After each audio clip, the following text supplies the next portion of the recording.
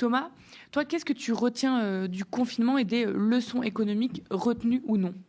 Alors en fait, ce qui est intéressant, c'est que quand il y a eu ce confinement, qui a 5 ans aujourd'hui, il y a 5 ans, on était confinés à la même date, il y a eu tout un tas d'appels de gens du monde d'après, y compris le président de la République a dit qu'il fallait se réinventer. Je me souviens qu'il avait même dit qu'il fallait se rappeler que la société tenait avec des gens qui étaient mal rémunérés, mais qui étaient utiles. Et donc tout le monde s'est dit, bon, le monde va peut-être changer. Et quand on regarde aujourd'hui, 5 ans après, et qu'on fait le bilan, on se rend compte que c'est le monde d'avant, mais en pire. Comme tu l'as très bien dit, quels ont été finalement quand il y a eu cette pandémie, qu'est-ce que ça a montré comme faiblesse de notre société? Ça a montré, la première chose, c'est que on n'était pas prêt face à une pandémie. Voilà. Est-ce qu'aujourd'hui on est plus prêt? J'en suis pas sûr. La plupart des gens qui sont des spécialistes de la question vous disent qu'on a tiré quelques leçons, mais que finalement on n'a pas eu un vrai retour d'expérience. La deuxième chose, c'est qu'on a vu que le service public était à l'os, et notamment l'hôpital. Est-ce qu'aujourd'hui les soignants sont mieux traités qu'avant la crise du Covid? Je ne crois pas. Et on est toujours dans les mêmes problématiques. On a vu que nous étions très dépendants des importations, notamment pour les médicaments. 80% des médicaments sont importés. Est-ce que c'est la même chose aujourd'hui? Quasiment la même chose.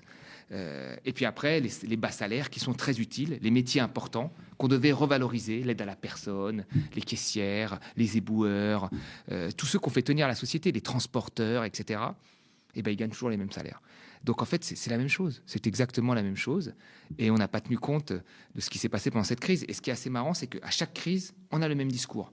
Crise de 2008, on nous a dit, oh là là, c'est fini le capitalisme libéral, c'est fini la finance, l'économie va se corriger, on va passer à autre chose. Et on a été sur une logique libérale encore plus forte.